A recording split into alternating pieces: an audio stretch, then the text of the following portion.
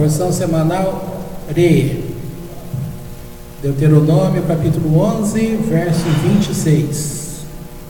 E diz assim: Vede que ponho diante de vós hoje a bênção e a maldição. A bênção, se obedecerdes aos mandamentos do Eterno vosso Deus, que eu vos ordeno hoje. E a maldição, se não obedecerdes aos mandamentos do Eterno vosso Deus, e vos desviardes do caminho que eu vos ordeno hoje, para seguirdes outros deuses que não conhecestes.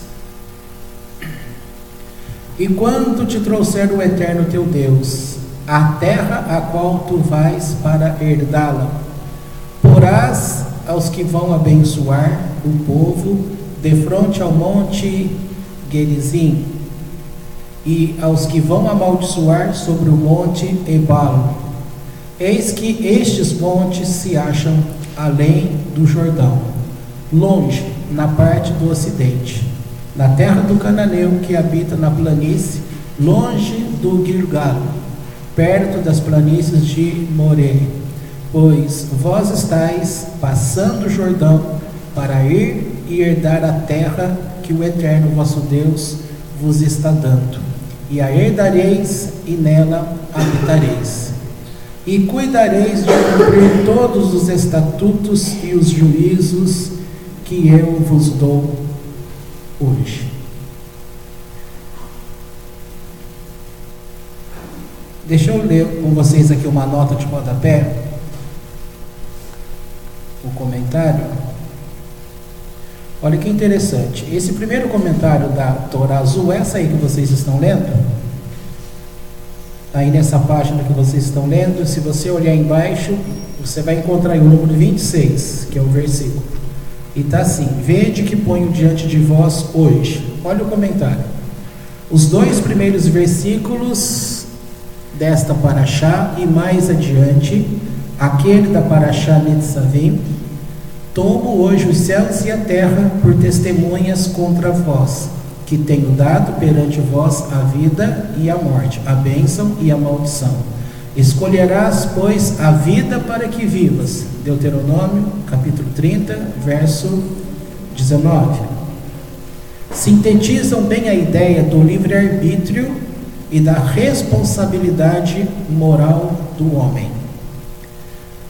A Torá, que é a fonte da misericórdia, mostra ao povo os dois caminhos, o do bem e o do mal, pois é difícil para o homem escolher entre eles, pelo fato de que um destes caminhos parece fácil, claro e confortável para o viajante. Porém, à medida que avança, percebe que a via se torna tortuosa, com obstáculos, obscura e triste. O outro, entretanto, que aparenta ser acidentado, é na realidade o mais seguro, aquele que conduz ao objetivo supremo, ao cumprimento do destino do homem sobre a terra. As aparências enganam muitas vezes, por isso a Torá adverte e nos aconselha a escolher o caminho verdadeiro, que conduz à bênção e à vida. Estes são os dois caminhos alegóricos que representam o bem e o mal, diante dos quais, segundo Agadá, está sentado um ancião de barba branca que previne o caminhante. Este caminho, que te parece de rosas, está cheio de espinhos. Aquele outro, espinhoso, é o verdadeiro e o melhor. Com isto, a Torá nos quer incutir uma ideia central, a convicção de que os sacrifícios materiais não podem de forma nenhuma equiparar-se com o ideal, e que, ao contrário, nada valem diante do verdadeiro prazer espiritual. Talvez as mitzvot exijam de nós sacrifícios e resignação, e nos imponham deveres e obrigações, mas isso resultará pesado somente se não existir uma convicção interna, uma verdadeira fé. Se contudo soubermos o porquê e a finalidade, se estivermos convencidos de estar cumprindo o mandamento divino, não importarão sacrifícios nem penúrias. Isso aqui é um comentário bem abrangente, né, para você perceber. Veja que num dado momento está dando ênfase ao povo judeu? Não, num dado momento está dando ênfase ao ser humano, ao homem, tá? E num outro momento está dando ênfase ao povo escolhido por Deus, ao povo judeu. Por quê? A ele é dado o cumprimento de mitzvot via Torá. Em se tratando de um povo escolhido de Deus, você sempre vai perceber que para o judeu há um grau de exigência maior. Por quê? Se a ele foi dado conhecer os segredos, os mistérios mais íntimos relacionados com Deus, claro que para estes o peso vai ser maior, tá? Vai se exigir um comportamento diferenciado. Para as demais pessoas não serão assim. Por isso, você deve entender que o fato de você servir o Eterno pelo judaísmo, você não está obrigado a cumprir todos os mandamentos do judaísmo, porque todos os mandamentos, os 613, tá? Ele é indicado para o judeu. Dentre eles, como exemplo, está o cumprimento do Shabat. Então, o Benei Noah, como nós, ou seja, aqueles que estão se unindo a Deus por sua Torá, nós não precisamos cumprir o Shabat como o judeu cumpre. Mas você pode fazer alusão ao Shabat, você escolhendo ter um comportamento de também não praticar 100%, mas tendo essa responsabilidade, trazendo para si, ou nas palavras de Maimônides como exemplo, ele diz que aquele não judeu que cumprir os mandamentos vai ser bom para ele? Claro que vai. Então, num outro momento, como eu disse, está se falando aqui, abrangendo o povo. Aonde se percebe isso? Agora veja esse comentário aqui do capítulo 12, na página 541, você vai ler aqui, ó, na parte da direita, está escrito na terra. Olha o que está escrito. No primeiro versículo deste capítulo, notamos uma particularidade. Qual é essa particularidade? A expressão terra. Aí você vai ver em português, vai aparecer terra e depois vai aparecer terra de novo. Não tem diferença. Mas para o hebraico aparece palavra diferente. Então, aqui está escrito, terra está repetida, mas uma vez se emprega a palavra Aretz e outra Adamá.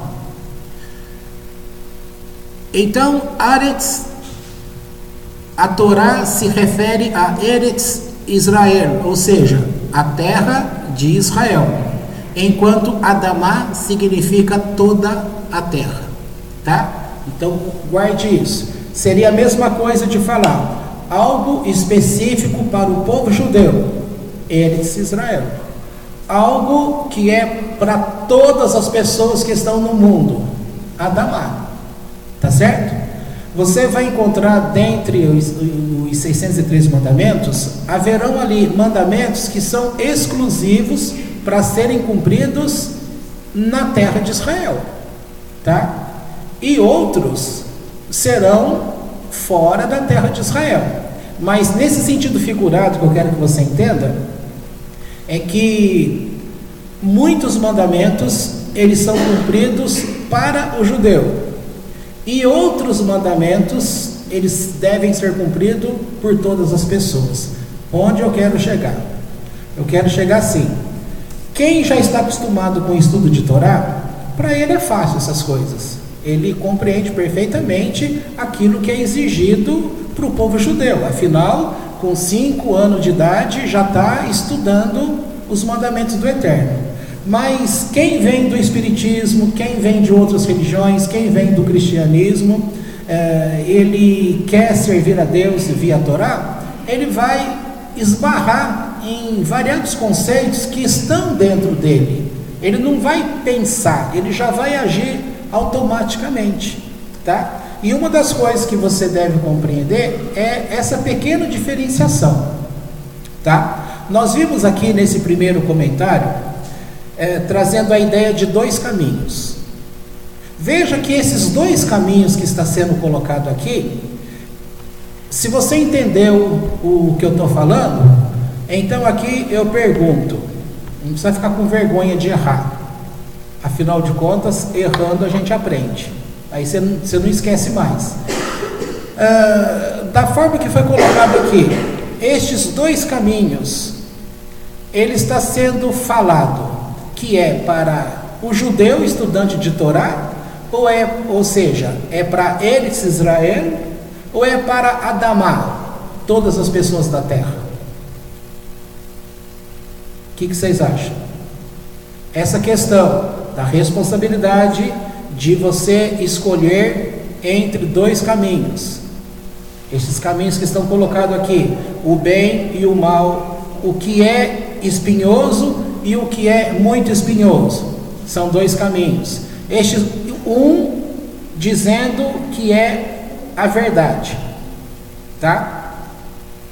Então olha só, aqui está dizendo essa orientação sobre estes dois caminhos, é para o judeu ou é para todas as pessoas?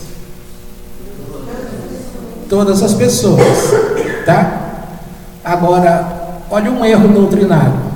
No Novo Testamento você vai encontrar uma palavra atribuída a Jesus, que ele diz: eu sou o caminho, a verdade e a vida. É justamente o que está. Isso daqui não é nem verdade nem mentira, tá? Isso aqui é comportamento desastroso. O olhar de fogo da minha vovó, haha, ela pensou, a língua grande bateu no potinho e quebrou.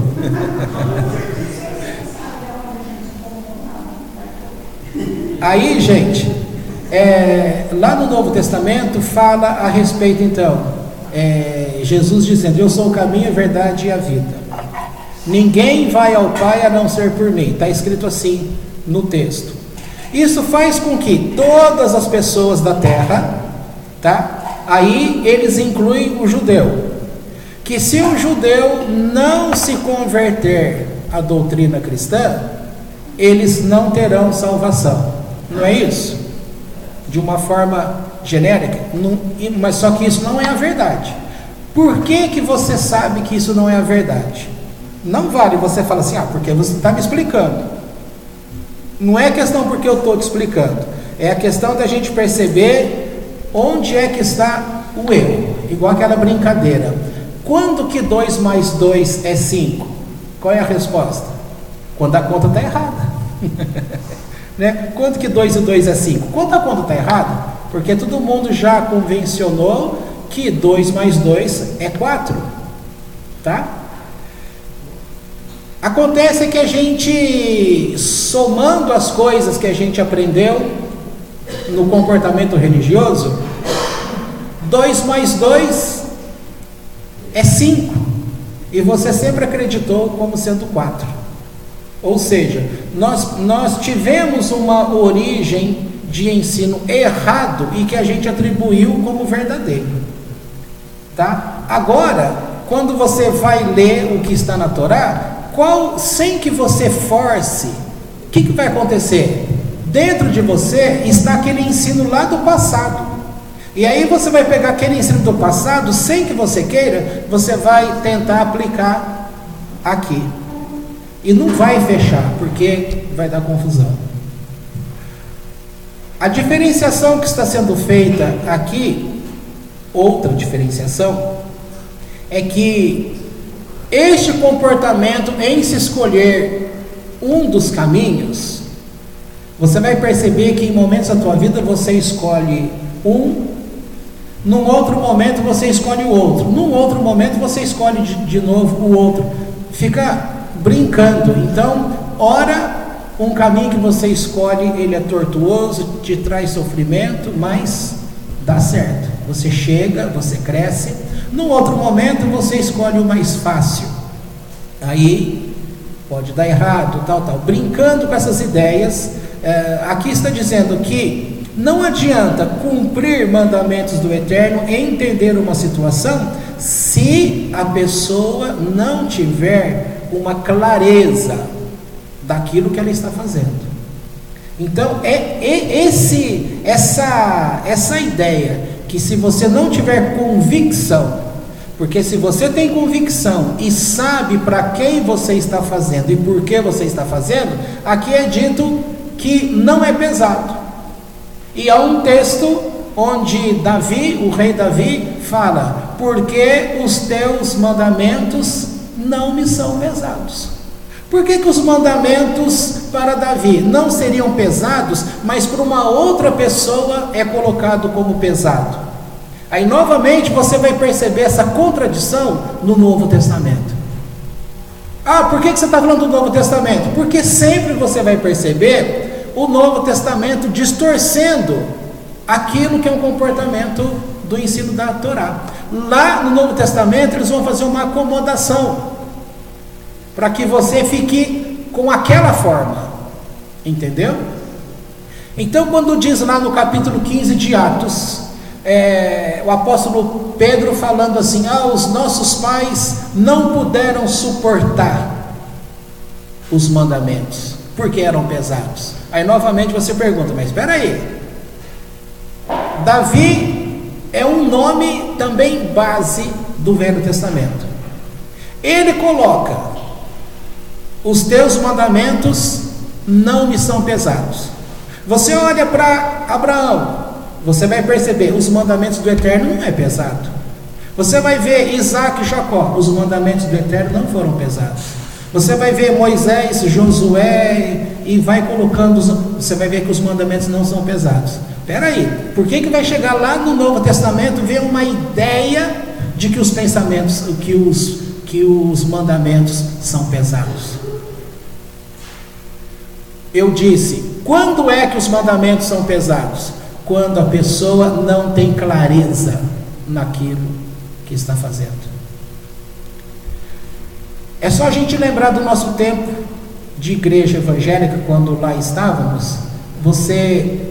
A pergunta que sempre se fazia sempre se dizia assim: você tem que servir a Deus. E a pergunta que as pessoas sempre se fizeram: como é servir a Deus? Um monte de gente está servindo de forma errada. Quando você serve de forma errada? Quando você não sabe qual é a certa. Se você não sabe qual é a certa, você toma a decisão em fazer da forma que você acha que é certo.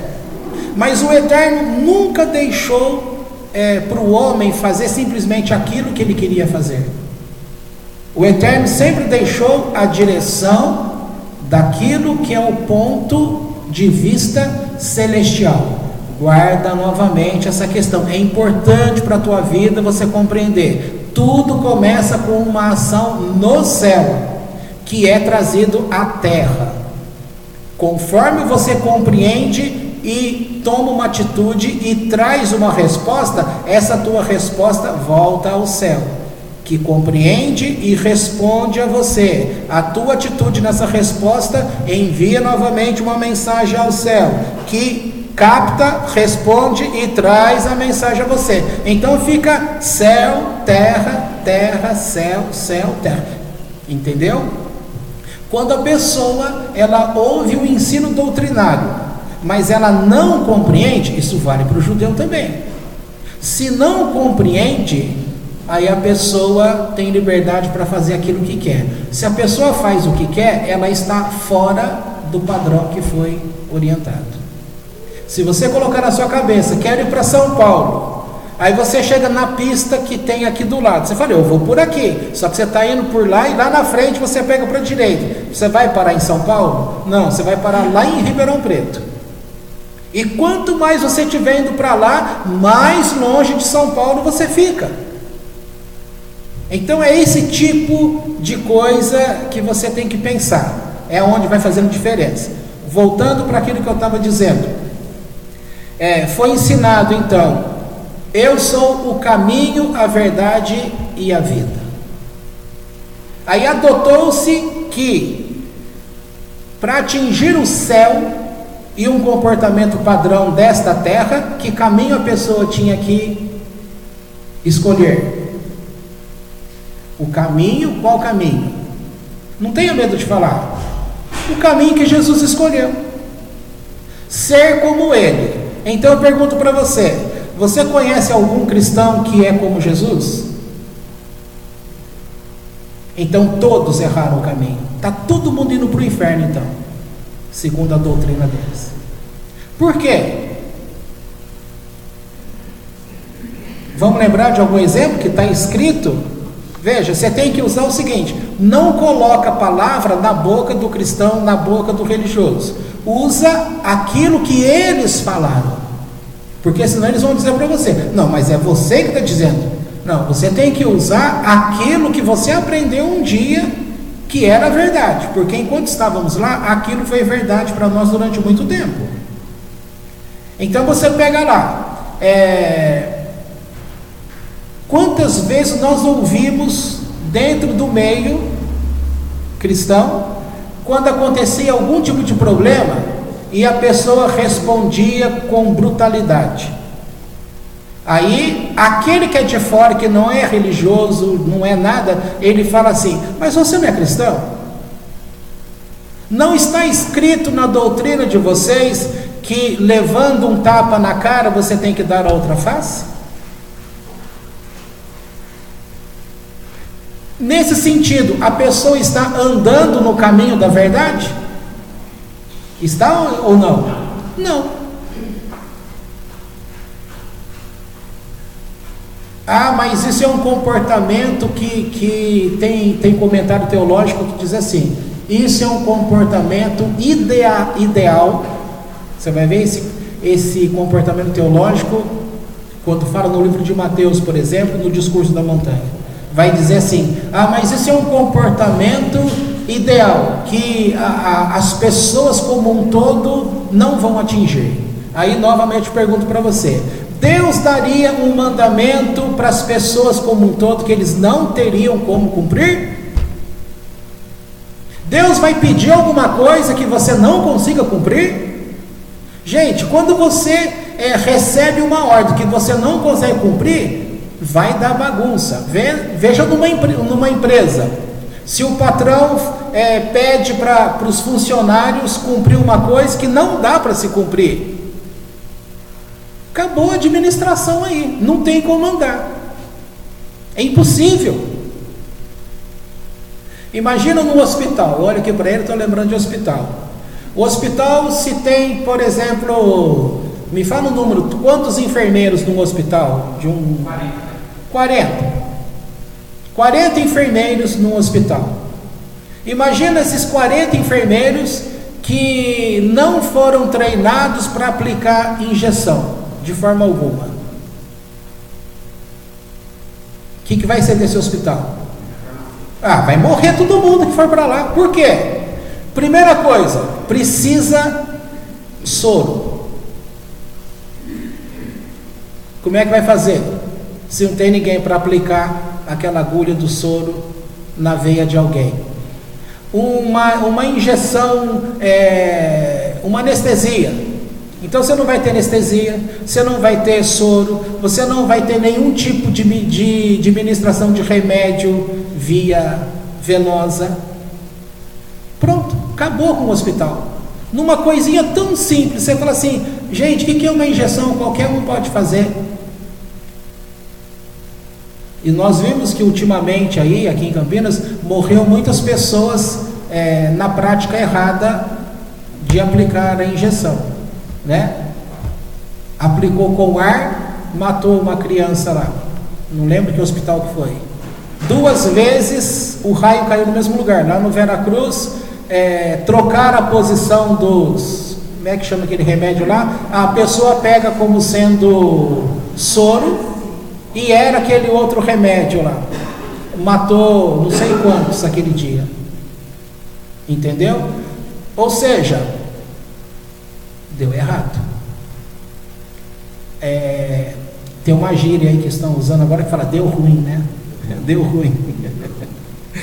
Então, pois é, deu errado. Então você atribui, mas esse comportamento teológico diz que isso só foi para ele, para mostrar que ele é Deus, que ele consegue e que os homens normais não conseguem. Agora, olha só como que são as coisas. Ao mesmo tempo que mostra que ele que eu estou falando é o exemplo de Jesus lá, que ele, como sendo Jesus, então ele iria conseguir porque ele era como Deus. Mas no outro momento é ensinado para você dizer que você é como Deus porque você é filho de Deus e que você tem que ser um com Jesus. Como que você vai ser um com Jesus que não consegue cumprir aquilo que ele cumpre? Gente, como que a gente ficou numa doutrina desse tipo durante tantos e tantos e tantos anos? É incrível, né? Agora, rebatendo no sentido, está escrito em Lamentações, no capítulo 3, que se você receber uma agressão na face, você deve dar outra. Aí eu te pergunto, agora você tem certeza que foi Jesus que fez isso? Lamentações de Jeremias, livro do Velho Testamento. Então isso é algo de Deus para você. Se é algo de Deus para você, onde é que os mandamentos do Eterno trabalham? Caráter, midot. Os mandamentos do Eterno, quando a pessoa está cumprindo, olha que esse comentário está dizendo que quando você vai cumprir o mandamento do Eterno, você deve estar com clareza sobre o assunto, e aí não será a você pesado. Tem coisa mais pesado para uma pessoa quando nós estamos andando num caminho e que a gente não compreende esse caminho? Não é isso que tem gerado os sofrimentos da nossa vida? A discussão que a gente teve aqui ontem, mostrando justamente isso, que foi a pergunta: como no julgamento Rosh Hashanah, você estar alegre e feliz, sendo que é um dia de tristeza e julgamento. Comentamos ontem que foi o primeiro dia de Elul, o mês de Elul, que vai anteceder o primeiro dia que é a passagem de ano, tá? E no 10º dia será o Yom Kippur. No Yom Kippur já vai ser um dia de alegria, porque é a resposta certa de Deus que você foi perdoado.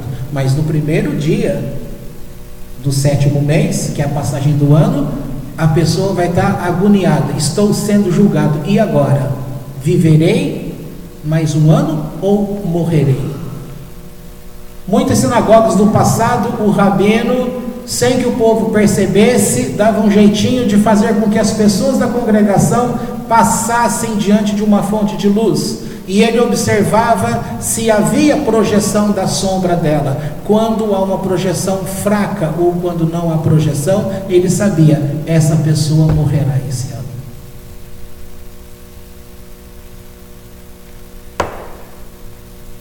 Bom, voltando aqui para essa questão,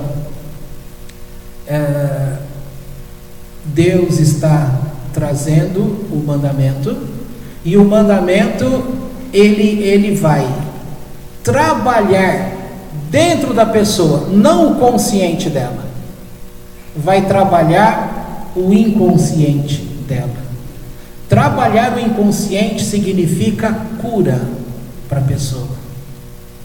Quando a pessoa consegue aprender, e o homem é um ser racional, um ser inteligente, ele deve aprender com seus erros. Quando você tem uma atitude que aquilo não deu certo, você, numa próxima vez que vai lembrar aquela atitude que você teve, você já vai parar e pensar: peraí, aqui eu vou aplicar aquele mesmo método de escolha? Talvez até dê certo, a pessoa pode quebrar a cabeça de novo. Mas aí ela pode tomar decisão. Não, agora eu vou tomar decisão diferenciada. Quantas vezes nós brincamos que nós ficamos entre dois caminhos? Quantas vezes? E as provas que a gente faz de múltipla escolha? Geralmente na múltipla escolha você, de 5, você elimina 3, fica com 2. E aí você fala, e agora? Qual que eu escolho? Você fica agoniado para saber qual escolhe. E a nossa vida, ela é de escolhas. Se você é chamado para escolher da parte de Deus entre o bem e o mal, novamente, se Jesus chama as pessoas, aí entra aquela doutrina de novo, para seguir a Ele que é a verdade, que é o caminho perfeito, novamente eu pergunto, por que as pessoas não conseguem, aí reduziu a um caminho? Só que a pessoa não consegue nem acertar a única escolha que tem. Quando você tem duas escolhas, pergunta para um matemático, qual é a chance que você tem sem conhecer nada de religião? Tá?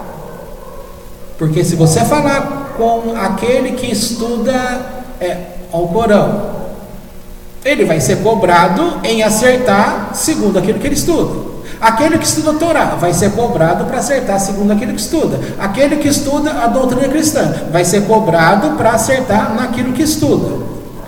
Tá? Aí você percebe que as pessoas erram, porque elas vão ficar entre escolhas. Só que essas pessoas estão reduzindo a escolha a uma. Então, como é que você, no caso do cristão, como é que reduzindo a uma escolha, a pessoa erra?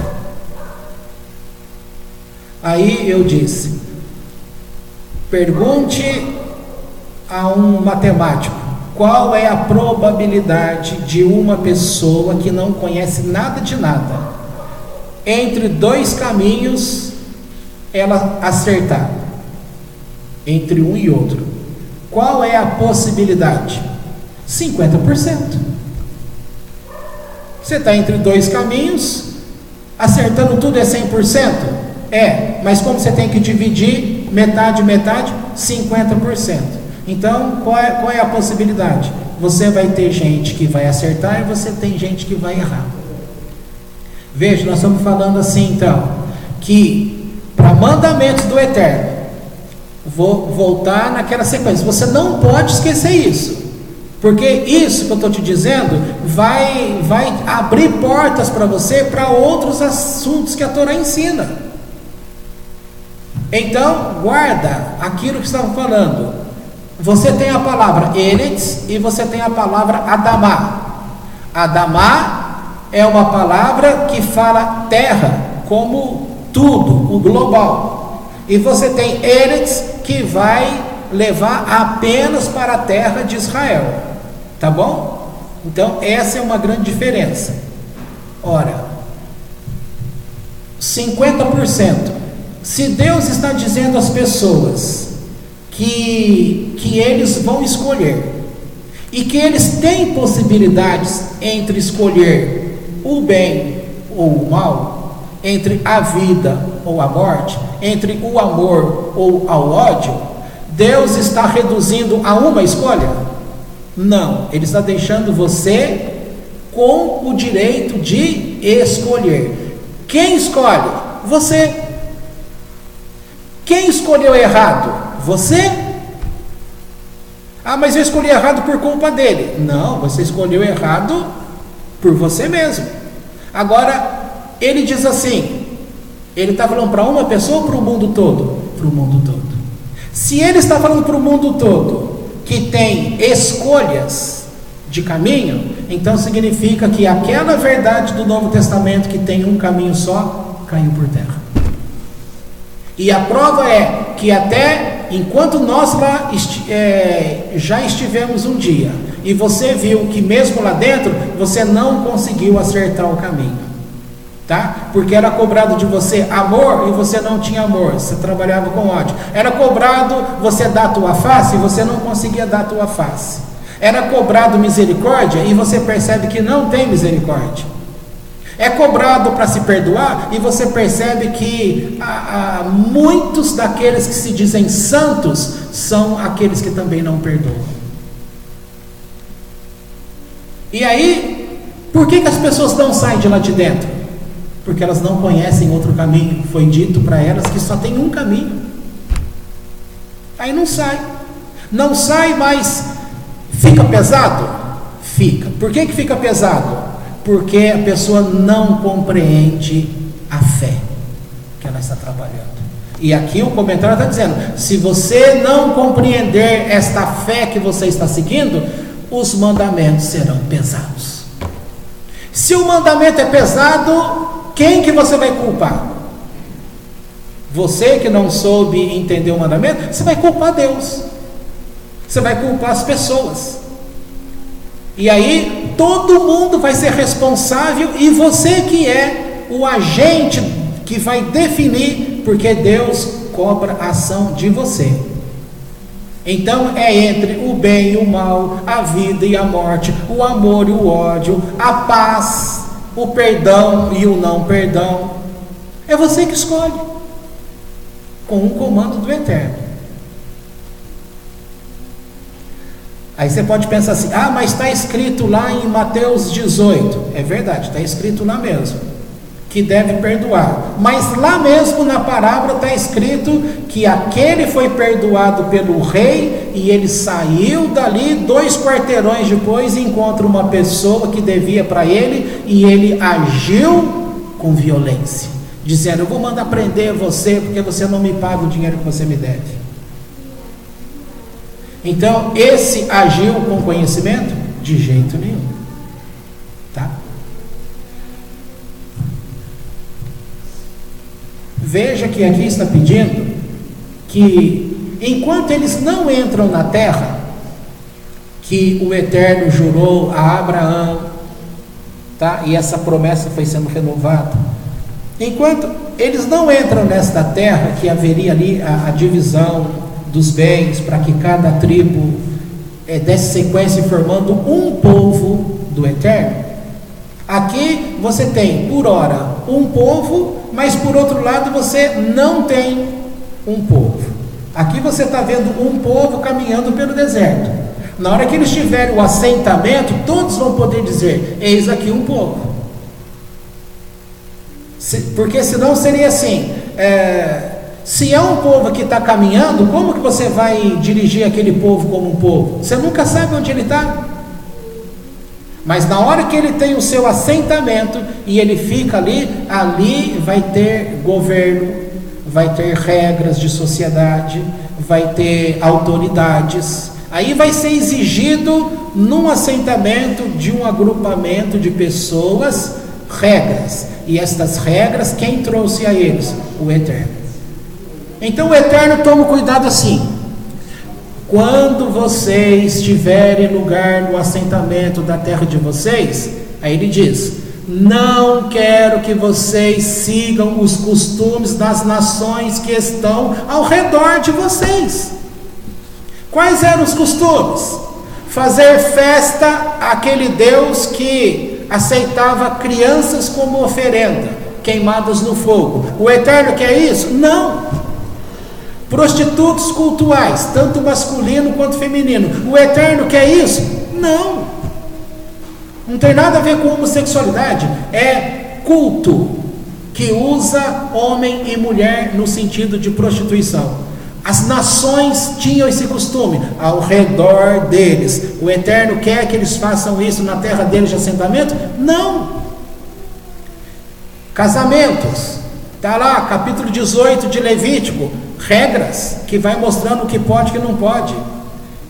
Então tudo que você está lendo aqui como código de ética, de regras, é para que o assentamento do povo tivesse as regras que não estavam nas demais nações. Mas havia regra nas demais nações que o Eterno permitiu que fosse no meio deles. Então estas regras que as pessoas, os demais, cumpriam, eram boas ou ruins? Se Deus aprovou, eram boas. Então as boas podem. Agora aqui, novamente, quero que você entenda uma coisa. Se estas nações ao redor do povo de Israel tinham também vários comportamentos de regras, tá? Vamos chamar de mandamentos, que era bom aos olhos do Eterno e que foi reproduzido nos mandamentos do Eterno, nos 613 mandamentos para o povo, então significa que estes mandamentos são bons? São. Aí eu pergunto para você, se os mandamentos do Eterno são bons e outras pessoas que não conheciam o Eterno já cumpriam, então significa o quê? Significa que há mandamentos do Eterno que são colocados para todas as pessoas no mundo inteiro. Como é que elas tiveram essa capacidade de desenvolver um comportamento que pertencia a Deus? Como?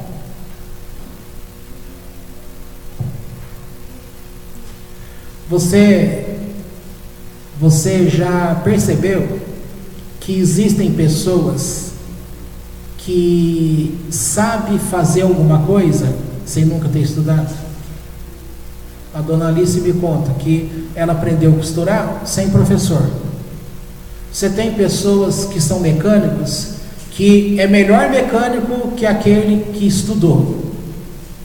Você vai ter médicos, claro que ele fez a medicina, porque é uma profissão regulamentada. Você vai ter um monte de médicos estudados, com pós-graduação, com doutorado, que comparado a um médico que saiu da universidade, aquele que saiu da universidade, quando ele tem aptidão, ele é melhor do que aquele que racha de estudar. Isso vale para um monte de coisa.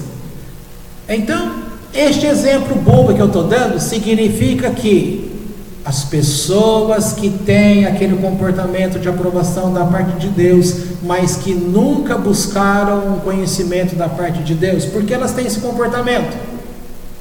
Porque estes comportamentos estão dentro dela. Como que foi parar dentro dela? Porque antes de nascer aqui na terra, onde elas estavam? No mesmo lugar que você estava. Na eternidade com Deus. Ah, mas na eternidade com Deus tem muitos lugares. Estava na eternidade com Deus. Se estava na eternidade com Deus, olha, eu vou deixar você com a cabeça rodando, porque eu estou te dizendo que, por um lado, você está percebendo que todos vieram de Deus. Aí novamente você chega no Novo Testamento e lá está escrito o quê? Logo nos primeiros capítulos do livro de João, nem todos são filhos de Deus. Quando foi que você se tornou filho de Deus? Ah, quando eu aceitei o Salvador. E antes de você aceitar o Salvador, você era filho de quem? E as coisas boas que você fez? E as escolhas que você tinha feito? E aquilo em você que muitos olhando falam, nossa, essa pessoa tem comportamento que é de Deus. Onde você arrumou isso? De onde você veio?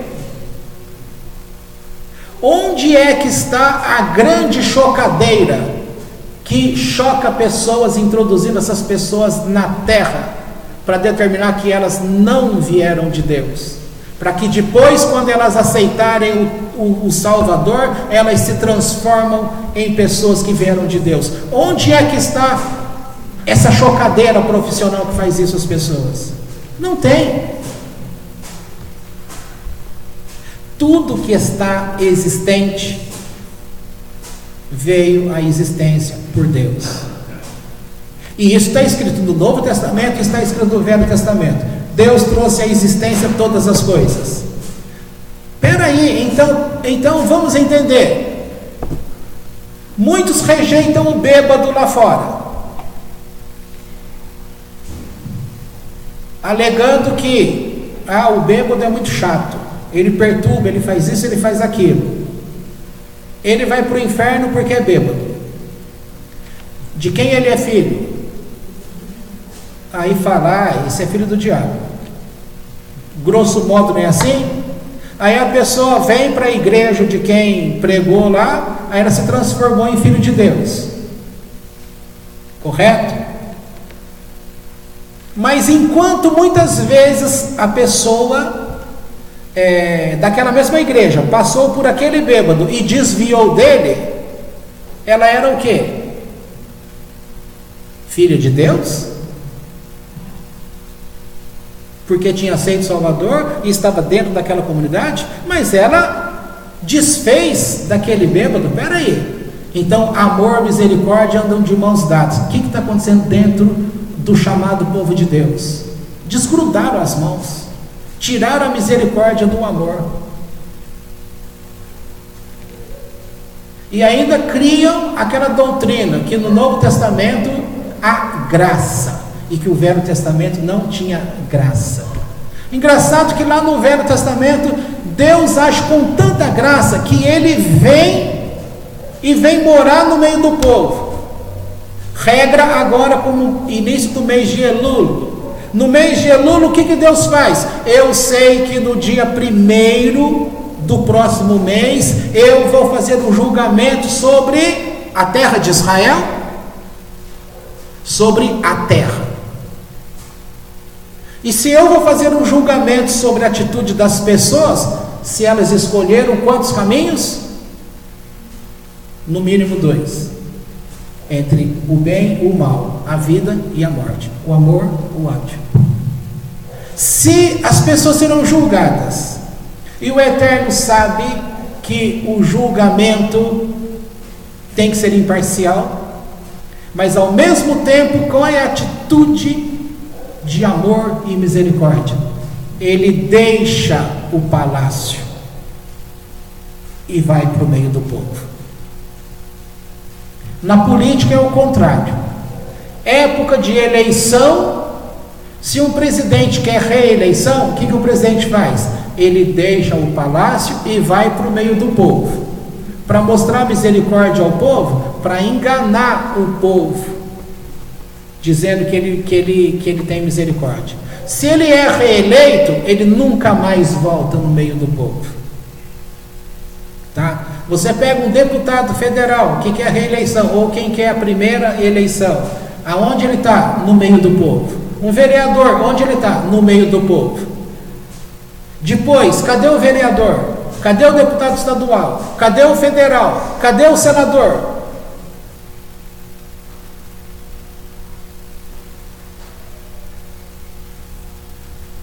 Você já se perguntou por que existe senador?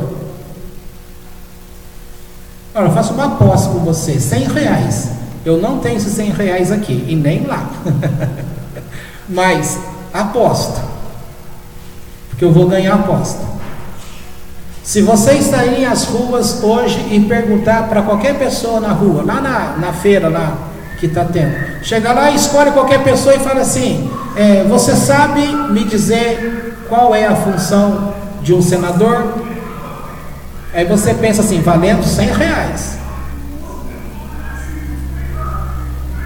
você vai perder, porque eu acho que de 1000 pessoas ali, se uma responder certo, bom, nem precisa. Alguém aqui sabe qual é a função de um senador? É?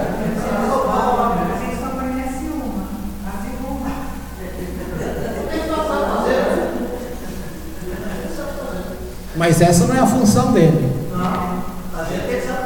Essa é a função de todos que estão lá. Eles roubam. Tá?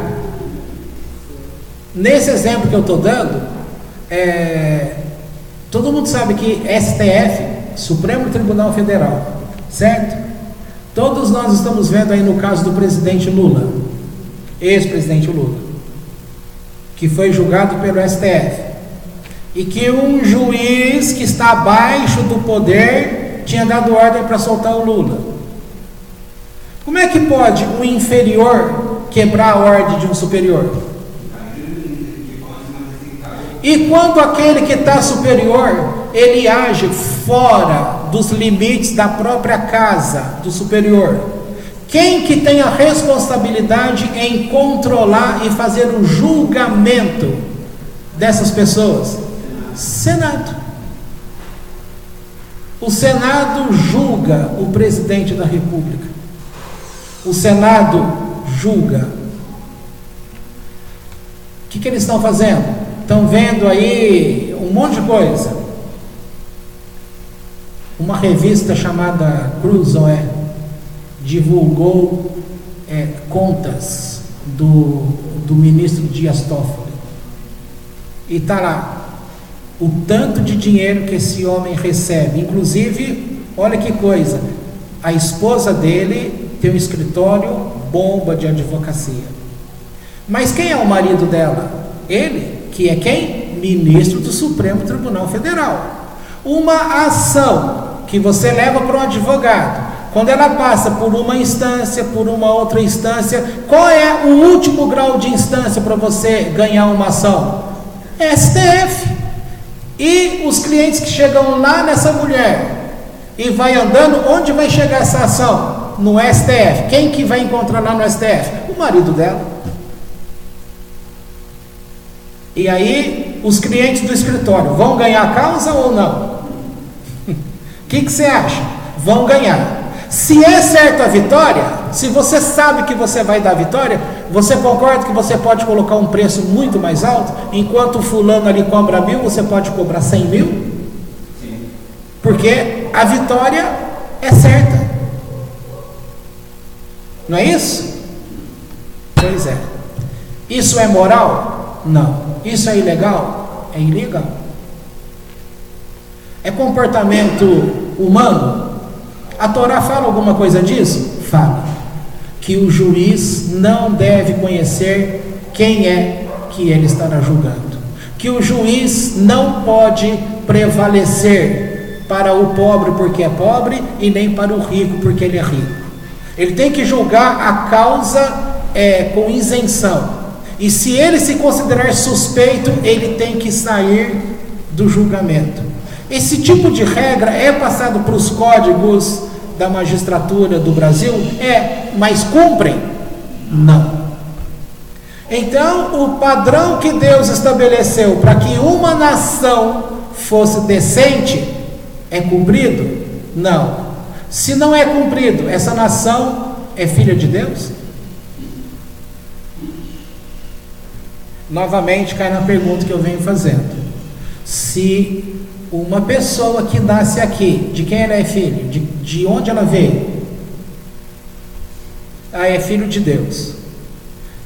Mas filho de Deus não é só aquele que fez uma opção? É ou não é? Aí a pessoa não sabe responder.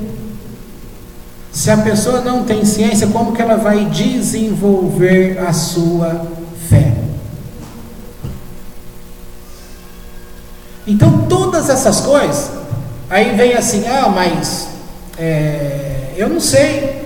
Você acha que porque você não sabe, você não é influenciado? Aí vem a teoria do Jung, que é muito interessante, né?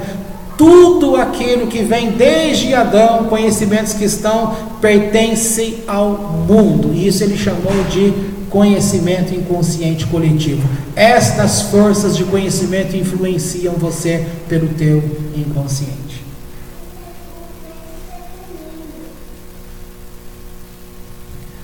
Exemplos bobos.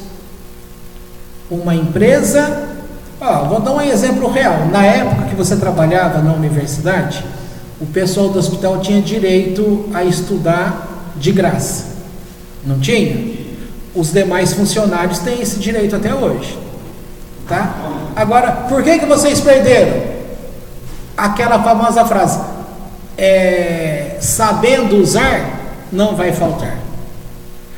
Com certeza aconteceu algum tipo de abuso e aí teve que cortar. Numa empresa, você tem lá todo dia um cafezinho com pãozinho, presunto, queijo, iogurte, e não é descontado nada de você, é um benefício. Aí as pessoas chegam lá e começam a desperdiçar, começam a pegar as coisas, não vem se colocar ali, porque eles vão pegando para levar embora. O que vai ser obrigado o dono da empresa a fazer? Cortar.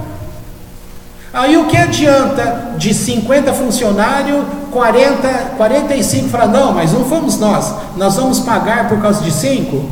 Vocês vão pagar por causa de 5. É isso que acontece de uma forma geral numa nação? É isso. Então veja só, todos nós somos filhos de Deus. Qual é a prova? A prova é que você vai encontrar gente que nunca estudou nada, mas que no comportamento ético dela é um comportamento de Torá. De onde ela aprendeu? Está internalizado, veio com ela da parte da eternidade. Você tem, a ciência prova que você tem aptidões inatas, ou seja, nasceram com você. Se nasceu com você, quem é que deu ao ser humano essa concepção? Foi Deus. Então, de onde vieram as pessoas? E se estas pessoas, no sentido religioso, não vieram de Deus, então de quem são essas coisas? Está vendo como a gente não pensa e a gente acaba sendo engolido por verdades que na verdade não são verdades, e a gente acaba sendo enganado? Então o eterno Deus não quer que você seja enganado. Por isso ele trouxe mandamentos, por isso ele trouxe um meio de você se comunicar com ele. Toda pessoa que quer buscar a Deus, ela vai achar a Deus. Pode demorar, pode, que ela pode começar em religiões diversas, mas que ela vai chegar no conhecimento da Torá, te garanto que vai. Por quê? Porque ela está buscando a escolha correta. Então olha só o que o Eterno fala: vocês entrando nesta terra não vão fazer conforme os costumes que são conhecidos. Quais deles? As pessoas que estão ao redor são acostumadas a servir ídolos. Naquela terra que eles herdaram, tinha cidades. Sim, aí a Torá diz assim: se na cidade que você herdou há um nome, o nome da cidade, que é o nome de uma divindade. Aqui no Brasil tem cidade que tem nome de divindade? Lembra aí de alguma? Aparecida é a mais famosa. Por que Aparecida? Qual o nome do santo lá? Aparecida. Santa Bárbara. E um monte. Então aqui a regra é, no meio que você herdou, tem cidade que leva o nome de uma divindade? Troca o nome, para que o nome daquela divindade está sempre apontando para um costume. Troca o nome e coloque um nome novo que torne inútil o nome antigo. Ora, para tornar inútil é para que as pessoas que conheceram aquele lugar não mais sejam tentados a manter um comportamento. Comportamento vem de dentro.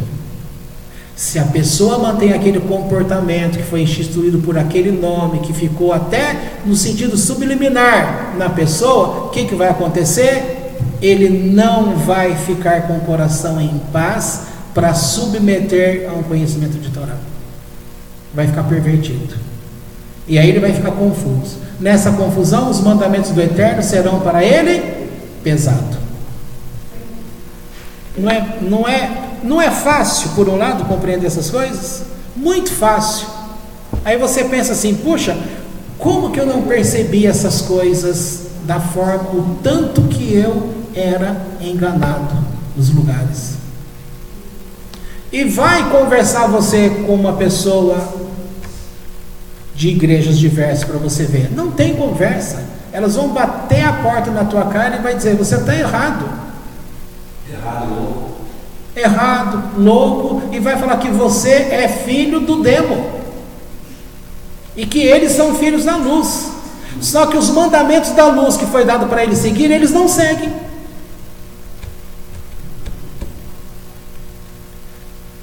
E o que eles falam que o judeu, por exemplo, tem um comportamento pesado, quem tem um comportamento pesado são eles. Por quê? Porque não tem clareza da sua fé. Quem é a prova maior disso? Nós. O que é unânime aqui entre nós? Que depois que a gente aceitou o judaísmo pela Torá do Eterno, o que aconteceu com a gente? Tirou um peso. Que peso era esse? Isso que nós estamos falando. Tá certo? Aí também é dito aqui, terá 2 montes, que está mais lá para dentro.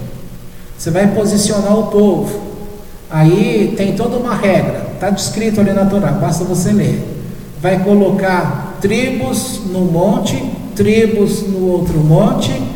Um vai falar os mandamentos em voz alta e o outro vai confirmar. Assim é. Uma outra questão, atravessando aquele rio, era para tirar pedras daquele rio e levantar um altar com a Torá escrita nele, para que qualquer pessoa que passasse ali iria identificar aquela terra, aquele lugar, pela Torá que estava gravada. Olha que interessante esse tipo de comportamento. Bom, então o que a gente viu aqui no começo, para a gente encerrar? Que há terra, Eretz, vinculado somente a Israel. Então, mandamentos somente para Israel cumprir. Ou cumprir na terra de Israel. Tá? E Adamá é terra também, só que já é vinculada para todas as pessoas. Comportamentos que o Eterno concede pela Torá, que alguns é apenas para Israel e a maioria de tantos outros para todos os povos. Se é para todos os povos, logo todos os povos mantendo este comportamento, eles estarão conectados a Deus. Para quem é que essas nações vão prestar conta, por exemplo, no dia da morte delas? Para Deus. Então, de quem são todas as pessoas? De Deus. Vão voltar para Deus, prestar contas para Deus. Então não tem a necessidade de ter um Salvador. O Salvador é o Eterno. Concorda que a Torá não deixa de ser um instrumento de salvação?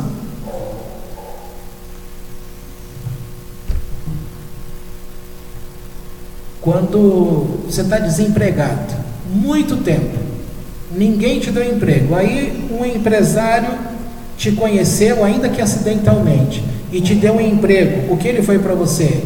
Um salvador. Mas ele é salvador? Não. Quem que conspirou para que ele estivesse ali naquele dia e encontrasse você naquele dia e que ele fizesse a opção da escolha? Para ele fazer a opção da escolha, ele teve que acatar algo que veio da parte de Deus para ele. Mas você concorda que ele teve escolha? Ele poderia dizer não.